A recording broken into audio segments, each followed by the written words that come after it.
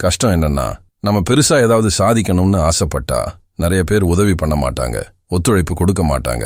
அதனால தான் யார்கிட்ட நம்ம ஆசைகளை சொல்றோம், யார்கிட்ட அறிவுரை கேட்கறோம்ங்கிறது ரொம்ப முக்கியம். உதாரணத்துக்கு, நீங்க ஒரு கடை ஆரம்பிக்கணும்னு நினைக்கிறீங்கன்னு வச்சுக்குவோம். இல்லைன்னா உங்க குடும்பத்தையும் மற்றவங்க வாழ்க்கையையும் மாத்துற மாதிரி ஏதாவது பண்ணணும்னு நினைக்கிறீங்க.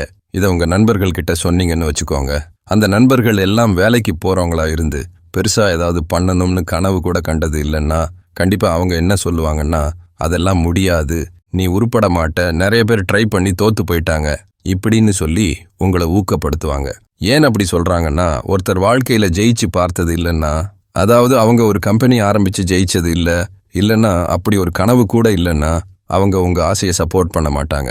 ஏன்னா நீங்க ஜெயிச்சிட்டா அவங்களுக்கு நல்லா இருக்காது, உங்களை விட அவங்க மோசமா இருக்கோமோன்னு ஃபீல் பண்ணுவாங்க. அதனால தான் வெளிப்படையா எதுவும் சொல்லாம, இல்லைன்னா நாங்க சப்போர்ட் பண்றோம்னு சொன்னா கூட நீங்க தோத்துட்டா மனசுக்குள்ள சந்தோஷப்படுவாங்க. இல்லைன்னா நீங்க ரொம்ப பெருசா ஜெயிக்க கூடாதுன்னு நினைப்பாங்க. அப்போதான் உங்க வாழ்க்கையை பார்க்கறப்போ அவங்க வாழ்க்கை ரொம்ப மோசமா இல்லைன்னு நினைப்பாங்க. சாரிங்க, ஆனா இதுதான் கசப்பான உண்மை. இப்படி நண்பர்கள் கிட்ட மட்டும் இல்ல, குடும்பத்துல கூட நடக்கும். நம்ம குடும்பமே நம்மளை ஊக்கப்படுத்தாம இருக்கலாம், நம்ம ஆசைக்கும் நம்ம ஜெயிக்கிறதுக்கும் எதிரா இருக்கலாம். ஏன்னா அவங்க நம்மளை விட மோசமா இருக்கிற மாதிரி நினைக்க கூடாதுன்னு இல்லைன்னா அவங்க நம்ம கிட்ட இருந்து வேற மாதிரி எதிர்பார்த்து இருப்பாங்க. அதனால அப்படி பண்ணுவாங்க. இது பணம் விஷயத்துல மட்டும் இல்லைங்க, நம்ம வாழ்க்கையில எல்லா விஷயத்துக்கும் இது பொருந்தும். உதாரணத்துக்கு, இப்போ நானும் என் மனைவியும் உடம்ப நல்லா வச்சுக்க ட்ரை பண்றோம், உடற்பயிற்சி செய்யறோம், சத்தான சாப்பாடு பத்தி கத்துக்கிறோம், இன்னும் புதுசா பயோஹாக்கிங் சொல்றாங்களே அதை பத்தி எல்லாம் கத்துக்கிறோம். ஏன்னா நம்ம உடம்ப நல்லா பார்த்துக்கிட்டா பெரிய நோய் நொடி இல்லாம ரொம்ப வருஷம் வாழலாம்னு நாங்க நினைக்கிறோம். ஆனா இதை நான் குண்டா இருக்கிறவங்க கிட்டயோ இல்ல உடம்ப பத்தி கவலைப்படாதவங்க கிட்டயோ சொன்னா அவங்க என்ன சொல்லுவாங்கன்னா, உடம்பெல்லாம் நல்லா வச்சுக்க முடியாது, இந்த உலகமே கெட்டு போச்சு, எல்லா சாப்பாட்டுலயும் பூச்சி மருந்து இருக்கு, எல்லாத்துலயுமே கெடுதல் இருக்கு, அதனால நீ உடம்ப பாத்துக்கலனாலும் ஒண்ணுதான், பாத்துக்கிட்டாலும் ஒண்ணுதான், சும்மா ஏன் கஷ்டப்படுற, இப்படித்தான் பேசுவாங்க.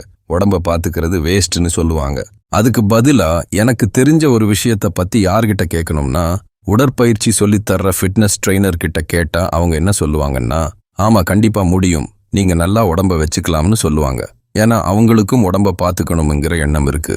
அதனால அதோட நல்லது கெட்டது அவங்களுக்கு தெரியும். இது உறவுகளுக்கும் அப்படியே பொருந்தும்.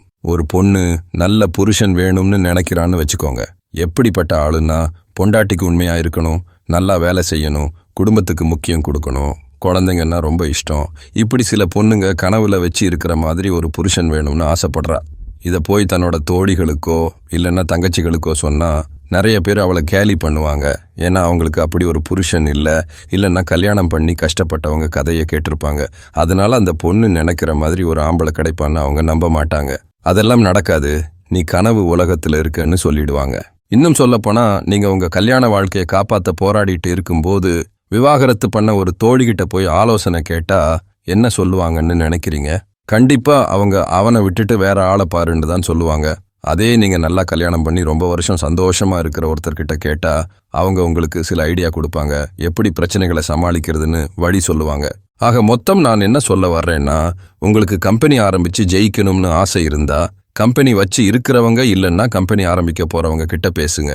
வாழ்க்கையில எந்த ஆசையும் இல்லாம சும்மா இருக்கிறவங்க கிட்ட உங்க ஆசையை பத்தி சொல்லாதீங்க. சொன்னா அவங்க உங்களை ஊக்கப்படுத்தாம பண்ணுவாங்க, இல்ல கேலி பண்ணுவாங்க, இல்ல மனசுக்குள்ள நீங்க ஜெயிக்க கூடாதுன்னு நினைப்பாங்க. உங்களுக்கு உடம்பு நல்லா இருக்கணுமா? அப்போ நீங்க என்ன பண்ணணும்னா, உடம்ப நல்லா பாத்துக்கிறவங்க கிட்ட கேளுங்க. அந்த விஷயத்த பத்தி உங்களுக்கு அதிகமா தெரிஞ்சவங்க கிட்ட கேளுங்க. உங்களுக்கு நல்ல கல்யாண வாழ்க்கை வேணுமா?